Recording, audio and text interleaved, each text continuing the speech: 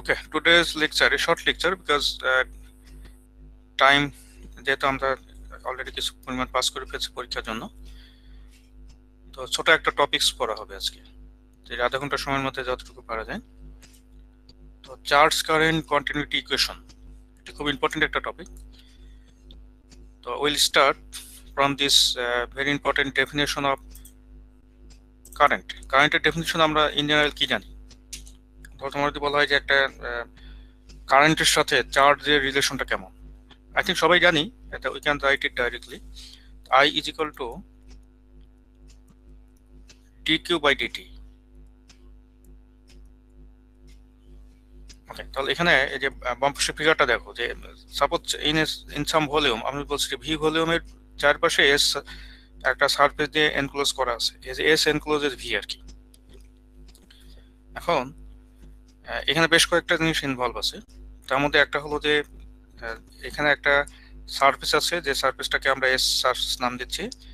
V volume আছে, যে ভলিউমের মধ্যে কিছু পরিমাণ চার্জ আছে। আর এখানে যে যেটা, এটা হলো কারেন্ট ডেন্সিটি অ্যাজ ইউজুয়াল, আমরা জানি এটা। আর charge density, volume charge density rho V, এটাও আরেকটা টার্ম। তো আমরা ধরে নিচ্ছি যে চার্জটা এই ভি ভলিউম থেকে বাইরে বের হয়ে আসছে, রাইট? বাইরে যদি বের হয়ে আসে তাহলে এখানে আসলে চার্জের পরিমাণ কমে যাবে। ওকে, তো যেহেতু ডিরেকশন জেনারেলি বাইরে বের হচ্ছে, সো এটাকে আমরা ঠিক সাইনগুলো একদম এক্স্যাক্টলি ম্যাচ করবে if we define I is equal to minus dq by dt. ওকে, তার মানে এটা কিন্তু আমরা একটা মাইনাস সাইন দিতে হবে। আচ্ছা, এটা যদি মানে in general dq by dt বললেই চলে, কিন্তু হ্যাঁ, তো এখানে আমরা মাইনাস দেবো কারণ মানে এটা আমরা ধরে নিচ্ছি যে follow up charge is out of the volume, ঠিক আছে? তো বাইরে বের হয়ে আসছে, এই জন্য আমরা এটাকে মাইনাস দেবো আর কি। তো চার্জের তো আরেকটা ডেফিনেশন জানি, বিকজ এখানে রো ভি যেহেতু আছে, তাহলে Q is equal to integration of rho V DV. So we can write also this. Okay, তো মাইনাস দিলাম, তারপর সে ডি ডিটি বাইরে, আর এই যে কিউ এর জায়গায় we can write just rho V DV.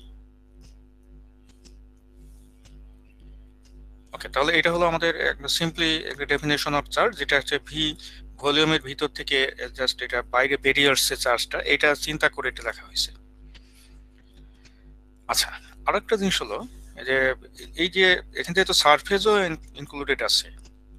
For this reason, this I can be also written as integration of z dot ds.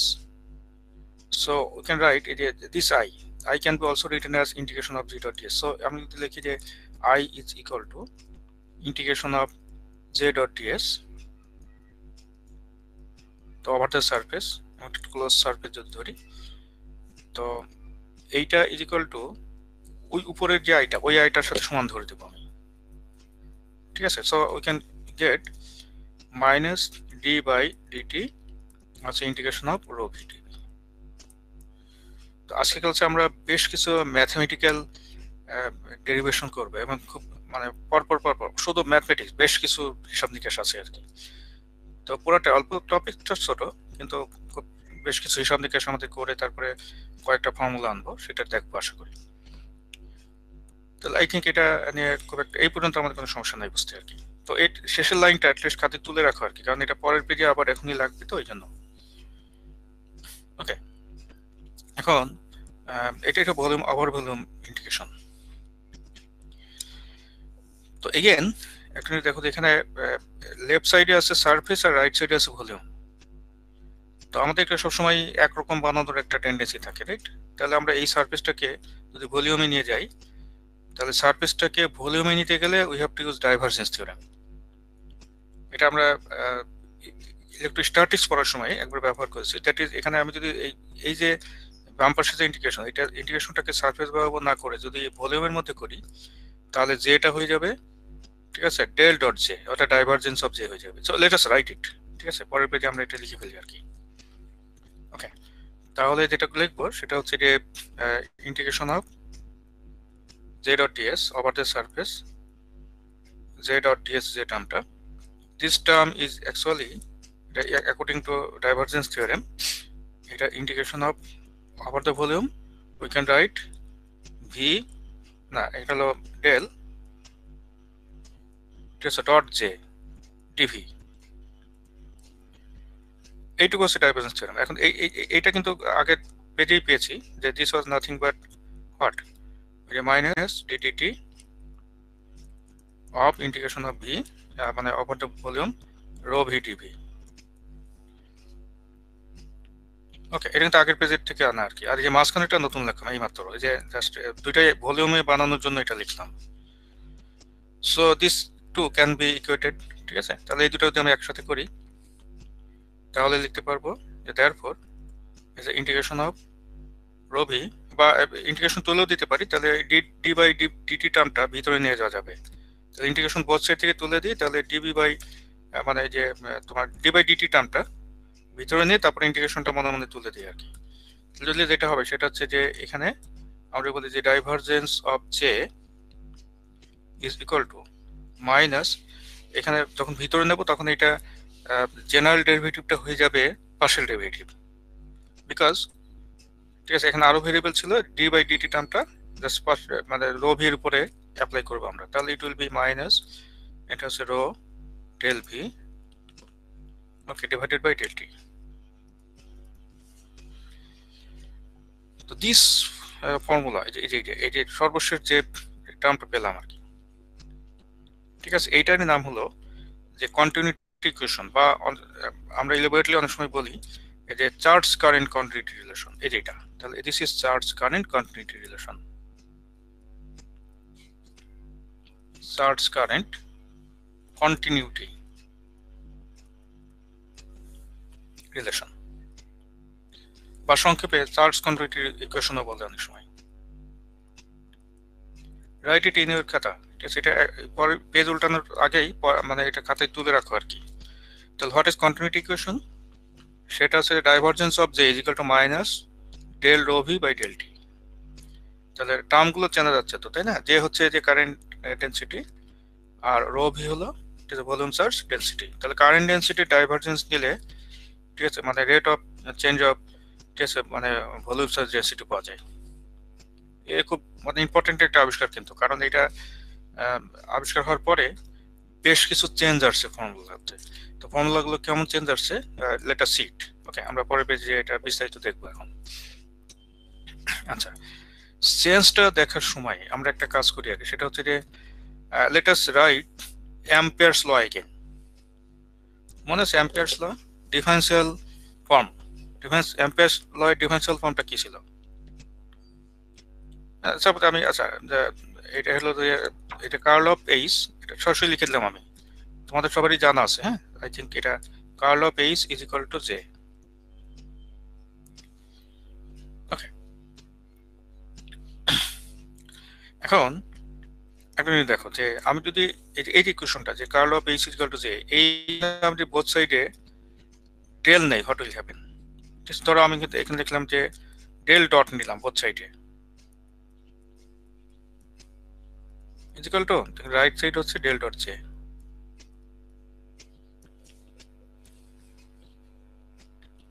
ওকে, আমি both সাইডে ডেল ডট জে নিলাম। আচ্ছা, এখানে একটা কথা বলি,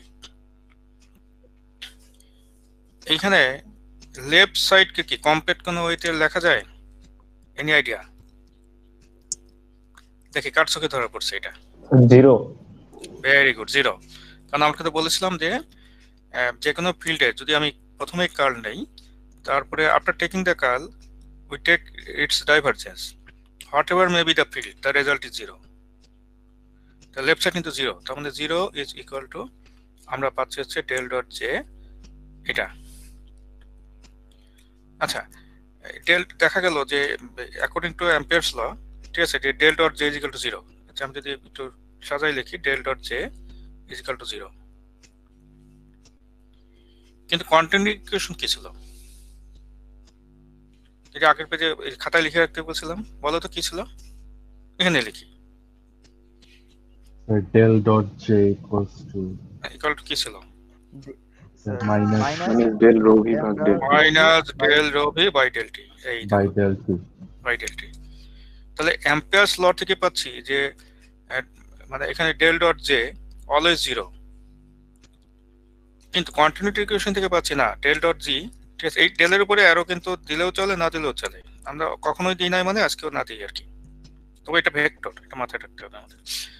আচ্ছা, তাহলে আবার বলি কথাটা, সেটা হচ্ছে যে আমি অ্যাম্পিয়ারস ল থেকে পাচ্ছি যে del dot J is equal to 0, কিন্তু কন্টিনিউটি ইকুয়েশন থেকে পাচ্ছি del dot J is equal to minus del rho V by del t. দুইটা দুই রকম হয়ে গেল না? তাহলে হোয়াট ইজ দ্য অ্যাকচুয়ালি মানে ফ্যালাসি, কোথায় সমস্যাটা হচ্ছে? তো দেয়ার ইজ এ প্রবলেম। বোঝাই যাচ্ছে যে অ্যাম্পিয়ারস ল তো del dot J is equal to 0, আবার del dot J is equal to minus del rho V by del t, এটা আসছে হচ্ছে কন্টিনিউটি ইকুয়েশন থেকে। So there is a mismatch between this two. তো একটা কথা অবশ্য মানে তোমরা দেখে বুঝতে পারো আর কি, যারা ম্যাথমেটিক্স মানে মোটামুটি মাথায় আছে তারা দেখে একটা জিনিস বলতে পারো, রো ভি যদি কনস্ট্যান্ট হয় তাহলে কিন্তু আর সমস্যা নাই, কারণ কনস্ট্যান্টের ডিফারেন্সিয়েশন যার রেসপেক্টিভ করে 0 হয় না। হ্যাঁ, দেখো আবার বলছি কথাটা, মানে এখানে রো ভি, হ্যাঁ হ্যাঁ, রো ভি যদি কনস্ট্যান্ট হয় দ্যাট ইজ টাইম ইনডিপেন্ডেন্ট হয়। টাইম ইন্ডিপেন্ডেন্ট মানে তার অর্থাৎ সময়ের সাথে রো ভি মনে করো চেঞ্জ হচ্ছে না, তখন কিন্তু মিসম্যাচ নাই। কেন বলো দেখি? কারণ যে তুমি কন্টিনিউটি ইকুয়েশনে আসো, কন্টিনিউটি লাস্টে একেবারে নিচে যেটা লিখছি, ওকে, নিচে যেটা লিখছি, তো এখানে দেখা যাচ্ছে যে যদি rho V is a constant term, if rho V is a constant term, then দুই সিচুয়েশনে কিন্তু একই জিনিস আসে, অর্থাৎ অ্যাম্পিয়ারস ল তো del dot J equal to 0 আসে, আবার কন্টিনিউটি ইকুয়েশন থেকেও del dot J equal to 0 আসে, বিকজ মানে differentiation of a constant with respect to anything, suppose with respect to t is equal to 0। সুতরাং একটা জিনিস তাহলে আমাদের কাছে পরিষ্কার হচ্ছে, সেটা হলো যে ইফ দ্য মানে volume charge density is a time independent term, time independent কথাটা অর্থ হলো এটা তাহলে ওই ইলেকট্রোস্ট্যাটিক্স এর কেস, অর্থাৎ স্ট্যাটিক ফিল্ডের কেস। স্ট্যাটিক ফিল্ডে তো সময় রেসপেক্টে ফিল্ড চেঞ্জ হয় না। তাহলে যদি এমন হয় যে মানে সময় রেসপেক্টে চেঞ্জ হচ্ছে না ফিল্ডটা, এমন একটা কেস নিয়ে যদি কথা বলি, তাহলে কিন্তু আমাদের আসলে কোনো সমস্যা না, দুই ক্ষেত্রে একই দেবে, রাইট? আচ্ছা, তো আমরা তো দুইটাই ড্রাইভ করে পেয়েছিলাম। এখানে যেটা মানে মিসম্যাচ যেটা, সেটা হচ্ছে যে বোঝাই গেল যে এখানে একটা সিদ্ধান্ত নেওয়া যায় আর কি। সিদ্ধান্তটা হলো যে যে আলোচনাটা আমি এইমাত্র বললাম, তাহলে কিন্তু খুব ইম্পর্টেন্ট একটা নোটেশন নোট আর কি। সে নোটটা হলো এই যে del dot J equal to 0 Ampere's law, ঠিক আছে, যে del dot J equal to 0 in Ampere's law, যেটা যে উপরে লিখছি আর কি, অ্যাম্পিয়ারস ল থেকে যেটা পেয়েছি, Ampere's law is only applicable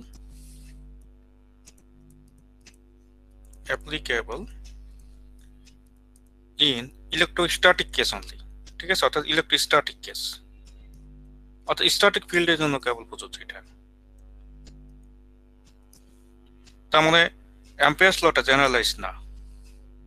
generalise মানে কি না, মানে কি মানে হলো যে অ্যাম্পিয়ারস লটা, যে লটা আমি এখানে যেটা লিখছি, দ্যাট ইজ যে লাস্ট যেটা লিখেছি এটা, this equation is not generalize. তার মানে আমি যে ইকুয়েশনটা লিখছি এটা অনলি প্রযোজ্য যখন ফিল্ডটা ইলেকট্রোস্ট্যাটিক। আর ইলেকট্রোস্ট্যাটিক না হয়ে যদি মনে করো টাইম ভ্যারিয়েন্ট হয়, অর্থাৎ রো ভি যদি সময়ের উপর ডিপেন্ড করে, তখন আর এটা প্রযোজ্য না। তাহলে আমাদের এটা খুবই মানে সংগত যে we have to find a modification. আমি যদি বলি যে ওকে, ফিল্ডটা তো অলওয়েজ যে তোমার এখানে স্ট্যাটিক ফিল্ড হবে তা তো না, ডাইনামিক ফিল্ড অর্থাৎ টাইম ডিপেন্ডেন্ট ফিল্ড তো হইতে পারে। এই জন্য Ampere's law needs a correction, অর্থাৎ অ্যাম্পিয়ারস লতে নিশ্চয়ই এখানে যে অ্যাম্পিয়ারস ল এখানে যেটা বলা ছিল যে ডেল ক্রস এইচ অর্থাৎ curl of H is equal to J, তাহলে এটাতে একটু ভুল আছে তাহলে। So let us add a correction term with this, তো সেটা এখন করবো আমরা। ঠিক আছে, let us a correction term in Ampere's law. তাহলে অরিজিনাল ছিল এটা, ঠিক আছে, অরিজিনাল ছিল এটা del cross H is equal to J. আমি করবো কি, এইটার সাথে একটা কারেকশন টার্ম যোগ করছি জেডি। শুধু যে দিলে দেখা যাচ্ছে শুধু স্ট্যাটিক কেসে কাজ করে, ডিনামিক কেসে কাজ করে না। তাহলে নিশ্চয়ই এর সাথে একটা টার্ম মানে হিডেন ছিল যেটা অ্যাম্পিয়ারস লতে উল্লেখ করা হয় নাই। তাহলে ওই যে হিডেন যেটা ছিল আমি ধরে নিলাম এটা জেডি। জেডি কি এটা ম্যাথমেটিক্যালি আসবে এখন, ওকে। তাহলে এই জেডিটাকে বলা হচ্ছে কারেকশন টার্ম। কারেকশন মানে আমি এটা কারেক্ট করতে চাচ্ছি আর কি। আচ্ছা, এইবার একটা কাজ করি, এইবার এইটাও যদি আমি বলছি যে মনে করো ডাইভারজেন্স নেই, দেন হোয়াট উইল হ্যাপেন। ঠিক আছে, যে taking divergence of this equation, যে এখন যেটা ওই মানে আফটার টেকিং দ্য কারেকশন যদি ডাইভারজেন্স নেই তাহলে কি আসে, ডেল ডট, ঠিক আছে, এখানে ডেল করা আছে ইজ ইকুয়াল টু, তাহলে কি কি হবে, del dot J plus del dot J D R কি এটা। ওকে, তো লেফট সাইড তো আগে বলেছি যে ফিল্ডই হোক জিরো, যে ফিল্ডই হোক লেফট সাইড জিরো, তো লেফট সাইড জিরো লিখে দিলাম। Del dot J according to মানে কন্টিনিউটি ইকুয়েশন, ঠিক আছে, ডেল ডট জে কি, ডেল ডট জে হচ্ছে মাইনাস, ঠিক আছে, কি ছিল এটা, del rho V by del T, আর এটা ধরো এরকমই থাকুক যেটি। দেখো এতটুকু অংশ ধরতে পারছি কিনা। ওকে, আচ্ছা এবার একটা কাজ করি, কাজটা হচ্ছে এই যে আমি জেডি কেমন এই প্রসঙ্গে জানতে চাচ্ছি আর কি, অর্থাৎ জেডি কেমন এই প্রসঙ্গে জানতে চাচ্ছি, অর্থাৎ জেডি তো আমি আমার মতো একটা আপাতত ধরছি আর কি, না আপাতত ধরছি, তাহলে এটা নেচার বা আসলে এটা কি কি কারেকশনটা আমি যোগ করলাম, এটা নেচারটা আমাদের জানতে হবে। সেই জানার জন্য কিন্তু এই যে এখন আবার ওইটা নিয়ে স্টাডি করছি আর কি, পুরোটাই ম্যাথমেটিক্যাল এটা। তাহলে আমি যেটা জানতে চাই ওটা লেফট সাইডে নিয়ে আসি, তাহলে ডেল ডট জেডি এটা জানতে চাই ইজ ইকুয়াল টু, তাহলে এটা কি হবে, অপর পাশে নিয়ে গেলে, অপর পাশে নিয়ে গেলে হবে হচ্ছে del rho V divided by del টি। তাহলে এখানে দেখো লক্ষ্য করে যে del dot JD left side ঠিক রাখলাম, আর এখানে একটা কাজ করি, এখানে ডেল ডট ডি লেখা যাবে, এটা লক্ষ্য করে যে del dot del by del t, এখানে আমি ডেল ডট ডি লিখতে পারবো, কিন্তু কেন বুঝছো, এটা কার ল,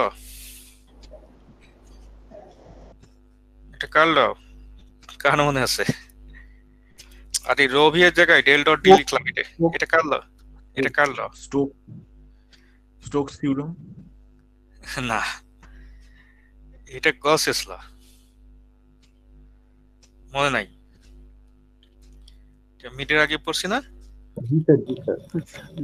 ডিফারেনশিয়াল ফ্রম দিতে, হ্যাঁ হ্যাঁ গসেস ল, তার মানে যে del dot D is equal to rho V, এটা গসেস ল। আচ্ছা, তো এটার সুবিধা কি হইলো, সুবিধা যেটা হইলো সেটা এখন দেখাবো, সেটা হচ্ছে del dot JD is equal to, del বাইরে নিয়ে আসি, আর D by del by del টিটা ভিতরে নিয়ে যাই, ডেল তো জাস্ট একটা operator, X cap del by del X plus Y cap del by del Y plus Z cap del by del Z, আর ডেল বাই ডেল টিটা ভিতরে নিয়ে যাবো, তাহলে এটা হয়ে যাবে del D divided by del T, and very important হচ্ছে ডেল ডেল চলে গিয়ে কি থাকে, জেডি যা থাকে সেটা হচ্ছে জেডি ভেক্টর যেটা থাকে সেটা হচ্ছে actually del D by del t. তার মানে কারেকশন টার্ম যেটা যে আমি এখানে যে অ্যাড করছি, যেটা এই যে টার্মটা, হ্যাঁ, যে কারেকশন টার্ম যেটা অ্যাড করছি, যা কারেকশন টার্ম ইজ সিম্পলি যে rate of change of this, অর্থাৎ এখানে ইলেকট্রিক ফ্লাক্স ডেনসিটির, ঠিক আছে, যে এটা আর কি। সুতরাং কারেকশন টার্ম সহ যদি বলি যে modified form of Ampere's law বলা হয় এটাকে, উই রাইট ডেল এখানে করা হচ্ছে H vector is equal to original J plus এখানে হচ্ছে এই জেডি টার্মটা এক্সট্রা আসবে, that is del D divided by del t. দেখো এই টার্মটা স্ট্যাটিক কেসে ছিল না বলে আমাদের কিন্তু কন্টিনিউটি ইকুয়েশনের সাথে ম্যাচ করছিল না। এখন এটা কন্টিনিউটি ইকুয়েশনটা তোমার এখানে স্ট্যাটিক ডাইনামিক দুই কেসে ম্যাচ করবে, কার সাথে, ঠিক আছে, অ্যাম্পিয়ারস ল এর সাথে। এই জন্য এইটাকে বলা হয় অ্যাম্পিয়ারস ল এর ফাইনালাইজড ফর্ম। এর আগে যে ফর্মটা ছিল ওইটা কিন্তু পরিপূর্ণ ফর্ম ছিল না। পরিপূর্ণ ছিল না কেন বলছি, তার কারণ ওইটা শুধুমাত্র স্ট্যাটিক কেসে কাজ করতো, ডিনামিক কেসে ওটা কাজ করতো না, রাইট? দেখো মানে কনসেপ্টগুলো ধরতে পারছি কিনা, এটা পাশে আর কয়েকবার লিখতে হবে, লিখলে এটা বিষয়টা খুব পরিষ্কার হবে যে হোয়াট অ্যাকচুয়ালি হ্যাপেন্স হিয়ার। বলো, এনি কোশ্চেন? No sir. আচ্ছা ঠিক আছে, তাহলে আমরা এই যে টার্মটা পেলাম যে অর্থাৎ তোমার এখানে রেট অফ চেঞ্জ অর্থাৎ del D vector divided by del t vector, তাহলে এইটার নাম দিচ্ছে হচ্ছে জেডি। হ্যাঁ, তো শুধু যে যেমন একটা কারেন্ট ডেন্সিটি, জেডিও কিন্তু আসলে ওরকম একটা কারেন্ট ডেন্সিটি। ওকে, তাহলে এই দুটাকে আমরা জেনারেলি দুটো নাম দেই। একটা তো জানি, ঠিক আছে, যে Ampere's law in full form, এটা তো অলরেডি লিখেছি, আরেকবার লিখি না, এই পেজে যেহেতু লিখতে বলা করছি আমরা, তাহলে ওটা আরেকবার একটু লিখি যে Ampere's law in full form. তো এটা বিস্তারিত লিখে রাখবো। এটা দ্যাট ইজ এখানে হবে del cross H is equal to এখানে জে ভেক্টর প্লাস এখানে হচ্ছে del D divided by del t. এরপর থেকে যখনই অ্যাম্পিয়ারস ল লিখতে বলা হবে তখন এই পুরোটা লিখবো ডিফারেনশিয়াল ফর্মে। হ্যাঁ, পুরোটা লিখবো আর কি। অর্থাৎ del cross H is equal to J vector plus del D vector divided by del T. আর শুধু স্ট্যাটিক কেস যদি বলি তাহলে we may ignore the second part. এটা কিন্তু গুরুত্ব আছে, গুরুত্ব বলছি একটু পরে, তার জিনিসটা একটু বোঝার চেষ্টা করবো। এখন দেখো যে আচ্ছা, এর ছোট জিনিসগুলো বলে নেই আগে, তারপরে পরের অংশে যাব। তো আমরা এখানে কোনটা কি, ধরো আমি যদি বলি যে জে ভেক্টর, তাহলে এই জে ভেক্টরটার এটা একটা নাম আছে, এটাকে আমরা বলি যে conduction current density. Conduction current density বলা হবে এটাকে, কন্ডাকশন কারেন্ট ডেন্সিটি। আর এটা কিন্তু আসলে এই যে দ্বিতীয় যে টার্মটা, ওটা কিন্তু আসলে জেডি, ওটা না, ওটাও কিন্তু আসলে one kind of current density, একই জিনিস। অর্থাৎ এটা হলো del B D divided by del T. আর এইটার একটা নাম আছে, এটাকে আমরা বলি ডিসপ্লেসমেন্ট কারেন্ট ডেন্সিটি। এটার নাম হলো ডিসপ্লেসমেন্ট কারেন্ট ডেন্সিটি।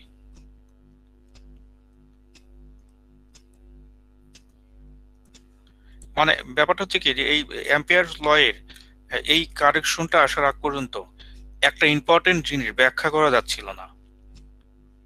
সেটা হলো যে একটা ক্যাপাসিটর এর ভিতরে যখন আমি একটা ডিসি কারেন্ট দিই তখন তো সে যেতেই পারে না, কিন্তু এসি কারেন্ট দিলে পাস করে কেন?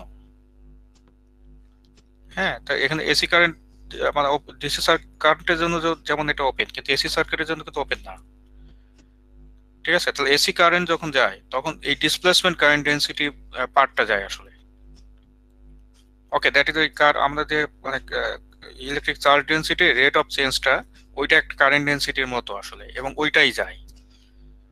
তো যখন এটা মানে এটা ইনক্লুড করা হয় নাই তখন এই ধরনের বেশ কিছু জিনিস ব্যাখ্যা করা যায়নি। কিন্তু তখন কেন যায়নি, কারণটা খুব পরিষ্কার। কারণ হলো যে এটা তো এরকম একটা যে কিছু ছিল, এটা কন্টিনিউটি ইকুয়েশনের সাথে ম্যাচ করতে গিয়ে প্রথম ধরা পড়ছে।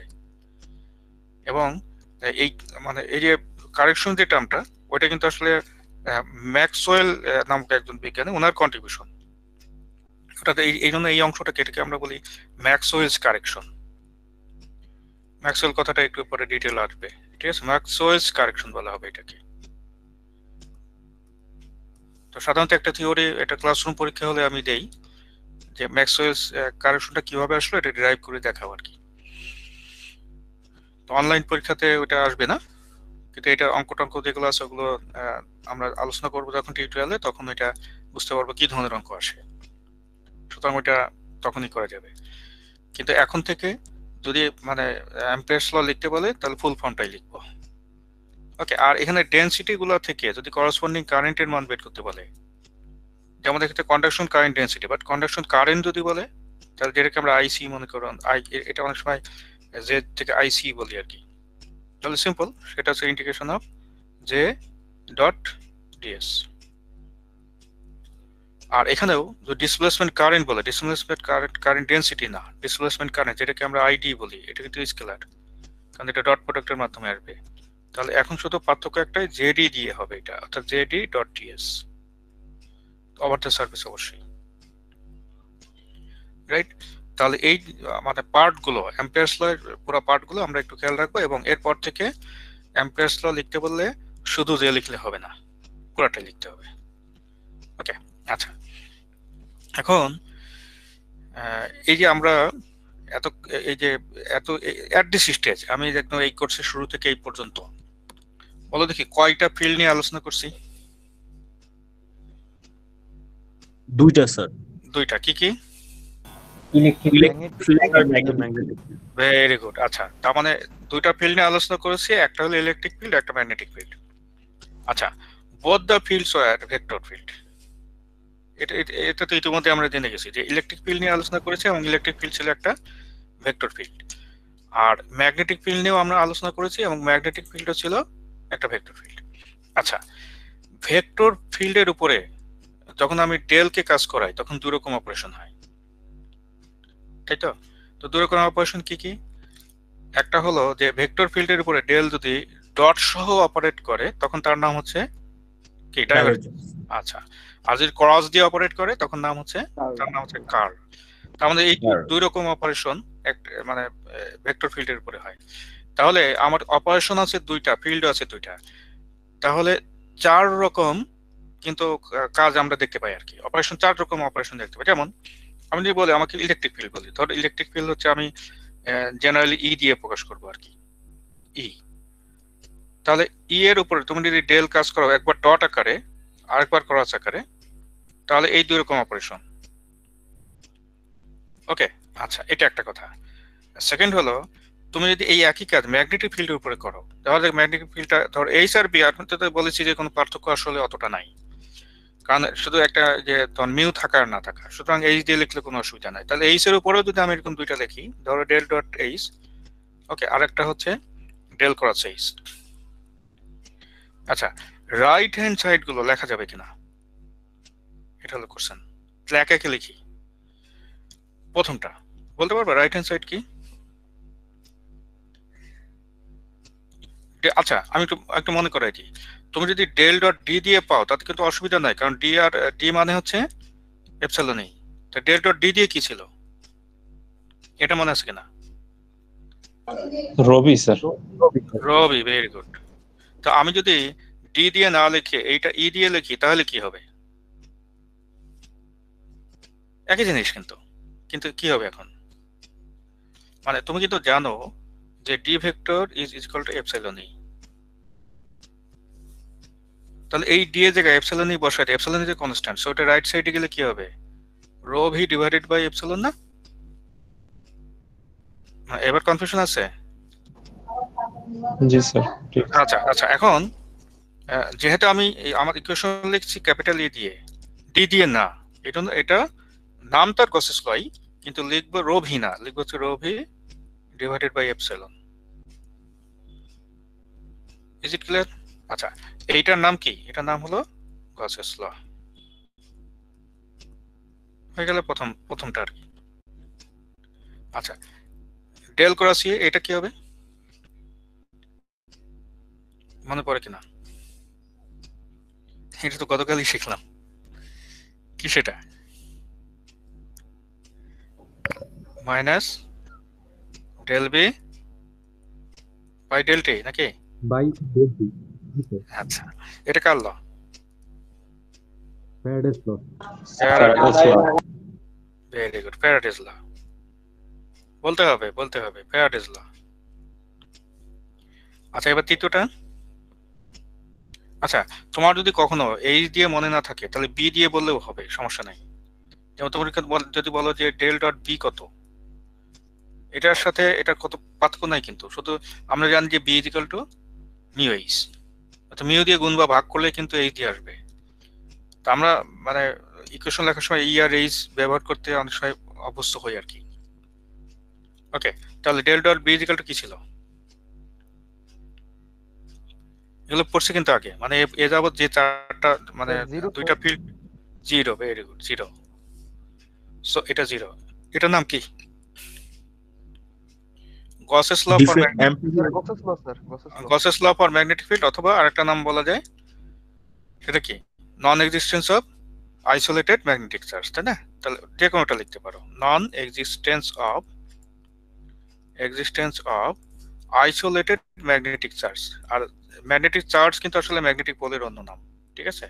Isolated magnetic charge, magnetic charge. আর ডেল ডট এইচ যে হ্যাঁ,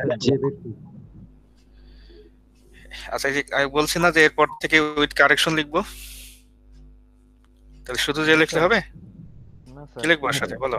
ডেল ডি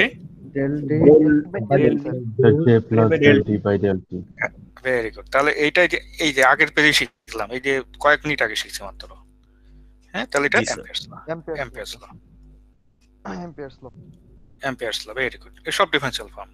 তো নাম দিই, এটা 1 নাম্বার, এটা 2 নাম্বার, এটা 3 নাম্বার, এটা 4 নাম্বার। এই চারটা ইকুয়েশনের বৈশিষ্ট্য কি? এর চারটা ইকুয়েশনের বৈশিষ্ট্য হলো যে যত প্রকার ফিল্ড আছে, ঠিক আছে, ওয়ার্ল্ড অফ ইলেকট্রিক্যাল আর কি, ইলেকট্রিক্যাল ইঞ্জিনিয়ারিং এর যত রকম ফিল্ড আছে, তো এর মধ্যে তো মাত্র দুটাই ফিল্ড, একটা ইলেকট্রিক ফিল্ড, একটা ম্যাগনেটিক ফিল্ড। আর দুই রকম অপারেশন ছাড়া তো আর কোনো অপারেশন নাই। তাহলে দুইটা ফিল্ড, দুইটা অপারেশন, এরকম চারটা ইকুয়েশন। এই চারটা ইকুয়েশন কিন্তু একসাথে আবিষ্কার হয় নাই। এক একটা ইকুয়েশন এক এক সময়ে অনেক দিন গ্যাপ দিয়ে দিয়ে আবিষ্কার হয়েছে, একদম ছড়ানো ছিটানো ছিল। কিন্তু এই চারটা ইকুয়েশনের গুরুত্ব কি? গুরুত্ব হচ্ছে একেবারে সিম্পল কেভিএল কেসিএল থেকে শুরু করে একদম জটিল রাডার ইকুয়েশন বলো বা এরকম যত রকম ইকুয়েশন আছে, সব ইকুয়েশন কিন্তু এই চারটা ইকুয়েশন থেকে আসে। এই চারটা ইকুয়েশন যদিও আলাদাভাবে চারজনের নাম ছিল, কিন্তু Maxwell, junior most of all of them, এই সবার চেয়ে ছোট সে, ম্যাক্সওয়েল। তো উনি বললেন কি, যে চারটা ইকুয়েশন মানে এটা বিচ্ছিন্ন করার উপায় নাই, it's a set of equation. এটাকে একটা প্যাকেটে ঢুকায়ে 1 2 3 4 নাম দিয়ে এটা সবসময় একসাথে রাখতে হবে। ওকে, এবং এই জাস্ট ম্যাক্সওয়েলের নাম অনুযায়ী এই চারটা ইকুয়েশনের একটা সেটকে আমরা বলি ম্যাক্সওয়েল সেট অফ ইকুয়েশনস। এবং ইলেকট্রিক্যাল ইঞ্জিনিয়ারিং এর যত প্রকার ফর্মুলা আছে, সব ফর্মুলা এই ম্যাক্সওয়েল ইকুয়েশনের কোনো না কোনোটা সলিউশন। কেভিএল বলো, ঠিক আছে, অন্য যে কোনো ইকুয়েশন বলো, সবকিছু এই যে জাস্ট কেভিএল কে সব এরকম সবকিছু কিন্তু এই চারটা সলিউশন। সুতরাং the most important equations in electrical world এই চারটা ইকুয়েশন। এই চারটা ইকুয়েশন না থাকলে কিন্তু মানে বলা হয় যে তুমি যদি ম্যাক্সওয়েল ইকুয়েশন লিখে সার্চ দাও, খুব সুন্দর একটা কথা আসে, হ্যাঁ, যে the world was in dark, হ্যাঁ, when God uttered these 4 equations, then there was light.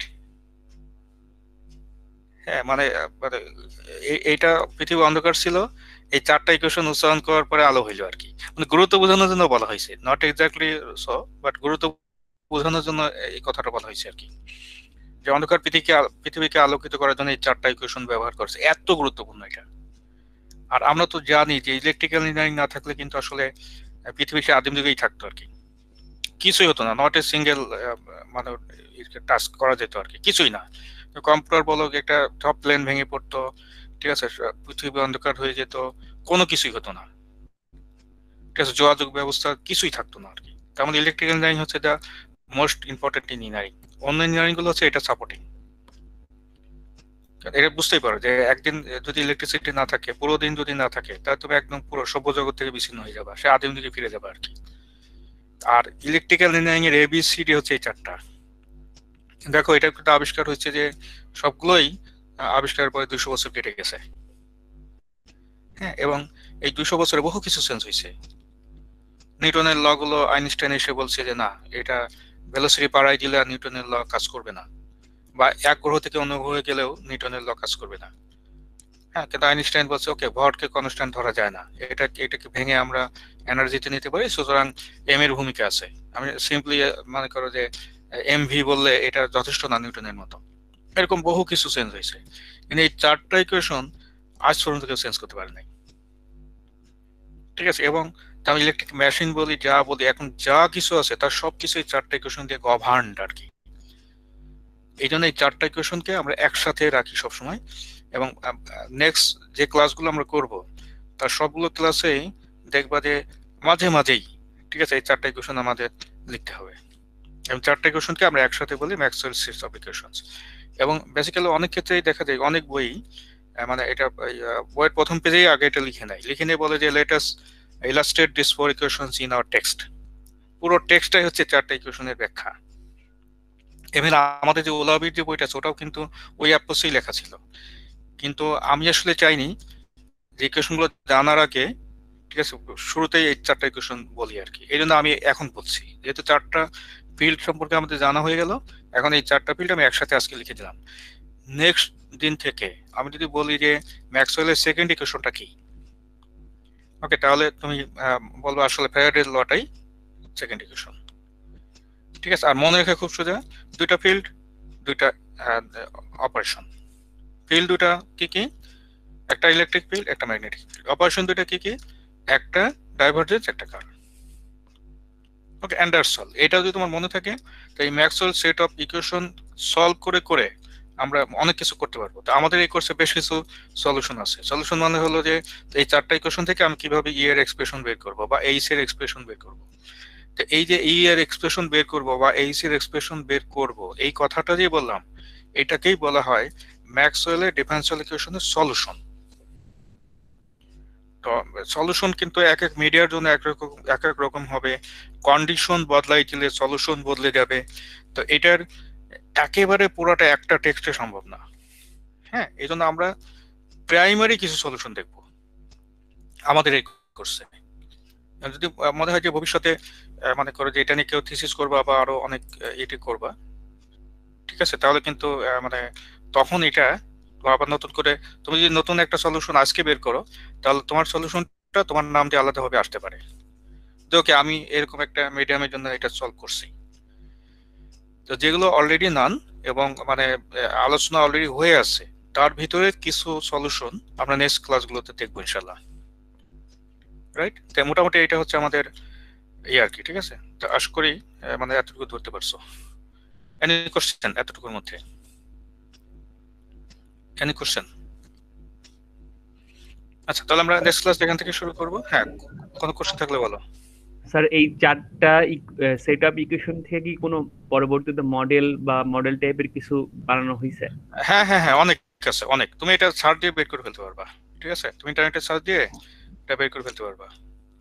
আর তোমার এখানে একটা ইম্পর্টেন্ট ইঞ্জিনিয়ারিং এর একটা ব্রাঞ্চ আছে, ব্রাঞ্চটা হলো তোমার মাইক্রোওয়েভ ইঞ্জিনিয়ারিং। তো এটা আসলে মানে আমরা অফার করতাম আগে, কিন্তু এখন ওই কমিউনিকেশন ডিপার্টমেন্টের লেস নাম্বার অফ স্টুডেন্টের কারণে এটা অফার করা হয় না। কিন্তু ওইটা ইলেকট্রোম্যাগনেটিক্স এর একটা ইম্পর্টেন্ট শাখা আর কি, যেটা ইলেকট্রোম্যাগনেটিক্স এর জিনিসগুলো সবচেয়ে বেশি লাগে ওই সাবজেক্টে। তো একটা অপশনাল সাবজেক্ট উইথ ল্যাব। তো যদি অফার করা হয় তো আমি নিব আর কি ইনশাল্লাহ, যদি অফার করা হয় সামনে। তো এটা এখন পর্যন্ত ওই নাম্বার ধরে নেওয়া হয় যে নাম্বার অফ স্টুডেন্ট কম, এই জন্য অফার করা হচ্ছে না। তবে কমপক্ষে 20 জন স্টুডেন্ট হলে ডিপার্টমেন্টে বললে অফার করবে আর কি।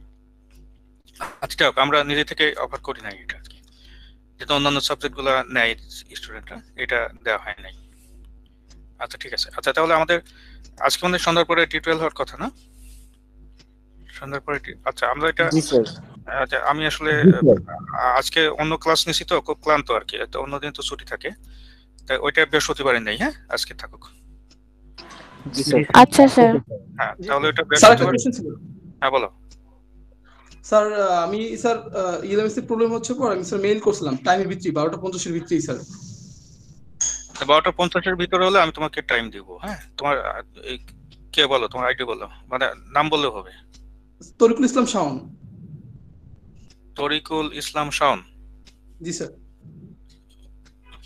তোমার তো তুমি ঠিক 12:50 হয়েছে, তুমি ঠিক 12:50 করছো কেন? স্যার আমি আগে মেইলের মানে আগে ইএলএমএস এর জন্য চেষ্টা করতেছিলাম স্যার, ইএলএমএস ইরো দেখাচ্ছে পর আমি দেন মেইলে আসছি স্যার। আচ্ছা, কিন্তু আমার তো আরেকটা ক্লাস আছে, তোমাকে ওয়েট করতে হবে। তুমি আমাদের সাথে ঠিক 3:50 এই করে দিব আর কি। ঠিক আছে। আচ্ছা, আরেকজন আছে, এই আরেকজন কে? আরেকজন হলো তরিকুল ইসলাম শাওন। নিজাম স্যার। নিজামউদ্দিন দিচ্ছে হচ্ছে 12:45 না 49 48 গেছিল স্যার, আমি আবার মেইল করেছিলাম আপনাকে। আচ্ছা ঠিক আছে, তোমাদের দুইজনেরটা আমি টাইম বাড়াই দিব না। আমি যে অন্য আরেকটা সেকশন দুইটাই ক্লাস আমার। হ্যাঁ, তো ওদের পরীক্ষা শুরু করাই দিয়ে আমি এই দুইজনের 10 মিনিট টাইম বাড়াই দিব। ঠিক আছে, তোমরা এটা চেক করবা হচ্ছে 2:10 থেকে 2:20 মধ্যে আপলোড করে দিবা। ঠিক আছে, এই দুইজন আমার মনে থাকবে ইনশাল্লাহ। ঠিক আছে, আমি এখনই পারছি না দিতে। ওকে, তো ঠিক আছে, তাহলে আমরা আজকে এখানে শেষ করি। স্যার আজকে টিউটোরিয়ালটা স্যার বৃহস্পতিবার সকালে হবে। হ্যাঁ, বৃহস্পতিবার সকাল। আমি আসলে পারবো না আজকে। হ্যাঁ, একটু আসসালামু আলাইকুম। অন্য ক্লাস নিয়েছি তো এই জন্য।